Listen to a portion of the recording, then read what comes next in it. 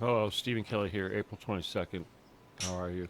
I'm going to talk real quick about the Alec Baldwin nonsense. Basically, he was found, well, they dropped all charges against him for the shooting he did, or the murder that he did using a 45 caliber Colt.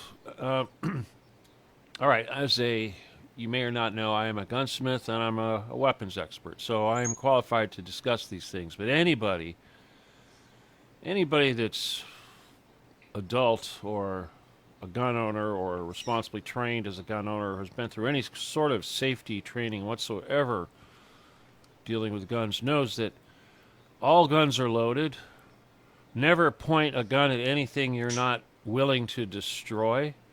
And never put your finger on the trigger until it's time to pull that trigger. So basically what happened was the district attorney's office or whatever it was in New Mexico, who I assume got paid off some huge money by somebody, has decided that it's the gun's fault, that there was some problem with the gun, some parts that were worn that caused this gun to malfunction and shoot this woman in the chest, point blank. Well, here's the thing.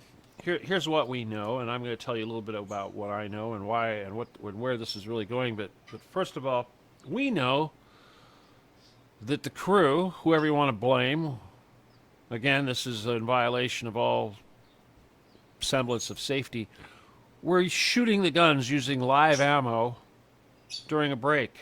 The very same guns that were supposed to be used as props were being used to fire actual ammunition, 45 caliber long Colt with big lead projectiles at targets, supposedly, just before this incident. Now, so therefore we know that whoever was shooting a gun, we know the guns were functioning. They were firing targets and safely functioning when you pulled the trigger and aimed it at something. And at the same time, we know that the people who were shooting the guns were familiar with what happens when you have a live bullet in a gun and you pull the trigger. They're very, very aware of that. So there's really no reason to forget for a second that this 45 caliber long Colt Peacemaker, whatever it was not a real gun. So when it was supposedly put back into props after being shot, this allegedly was put back into props after being shot with live ammo in it. Now,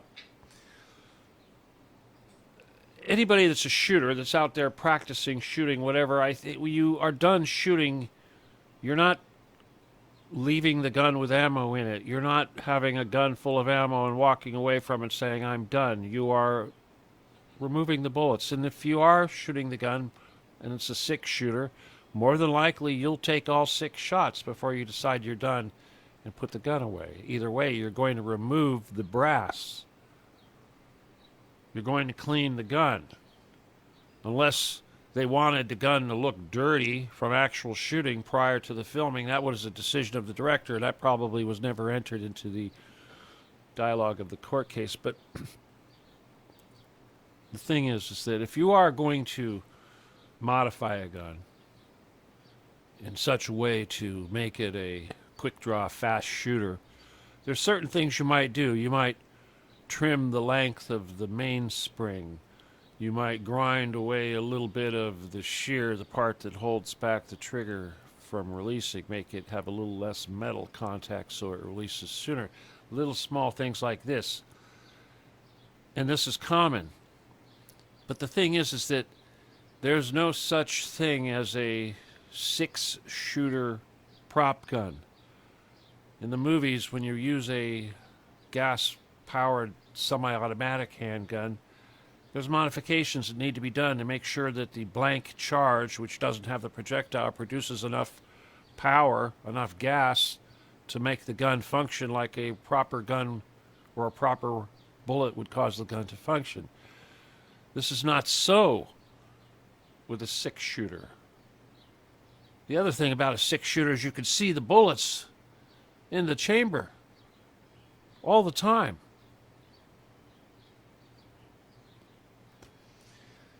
So now we are told that this gun, in the hands of Alec Baldwin, that he wasn't responsible for, that he wasn't responsible for having a loaded gun in his hand. When a gun is handed to somebody, it's handed to somebody open. In this case, a 6-shooter, the cylinder would be open. But if it was a single-shot old Army Colt, which I assume is what's going on, the bullets would have been put into the cylinder and removed from the cylinder one at a time. Either way, the bullet that would be fired or was about to be fired would not be hidden by the barrel. It would be next to the barrel on either side of the cylinder. So it would have been visible. But we're told when we hold guns, when we touch guns, when we're handed a gun, you don't take a gun unless it's open and displayed that it's empty. And if someone hands you a gun and they have not gone through that process, the first thing you do is open it and look at it and verify its safety. And when you are holding that gun, you do not put your finger on the trigger. Now, because he's an actor, he's innocent.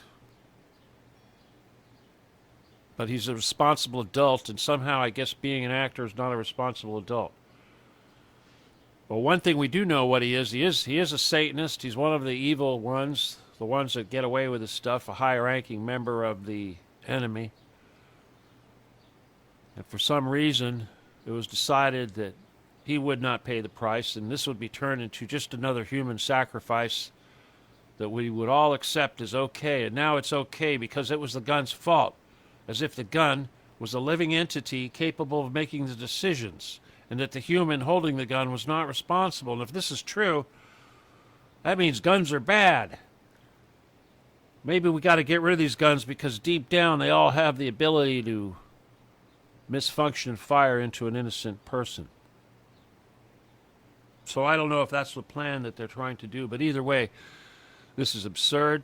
It's a travesty of justice. It's another example of the retardation of America. I'm sure this would never get like this in another country. I can't imagine any other country in the world that would coddle an actor who's made such a fatal error. So this is insane. The fact that the movie is going to continue is insane. The fact that he's going to get away with it is insane. The fact that we're led to believe that the gun is at fault is insane. Anyway, we're reaching new levels of insanity, people, and I guess here we are the couple days after 420. We're not supposed to realize or remember or pay any attention to these things that are going on right in front of our face, but there it is. What's next, okay? What's next? Transgender abortion pills? God bless you guys.